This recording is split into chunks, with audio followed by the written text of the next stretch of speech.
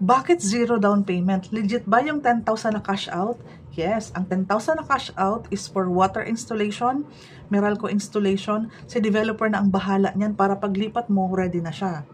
Yung pag-ibig processing ng loan mo, si developer na po ang bahala.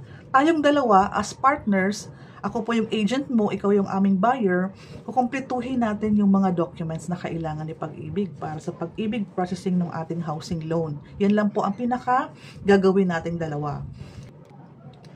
No hidden charges na po yan. Yung 10,000 po, ang sunod mong gastos niyan or ang sunod mong cash out is kapag na-loan approve ka na ni Pag-ibig. Anyway, si Pag-ibig naman po is directly mag-i-email sa'yo. Kapag loan approve ka na, i-advise ka niya na magbayad na ng first payment. So, ang good news dyan, habang ongoing ang construction, habang ongoing ang Pag-ibig processing, makakapag-save up ka, makakapag-ipon ka ng pamparenovate, pampalagay ng gate, tiles, minimal na lang kasi ang ipapagawa mo sa loob ng unit mo. Partitions, kisame, tiles, very minimal na lang. Kung gusto mo magpalagay ng gate, syempre, for our families, safety.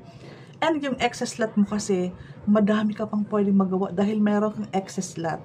Yung 2 parking, sa gilid ng bahay mo, pwede mo siyang ipa-covered garage. I-chat mo ako kasi meron akong partner contractor.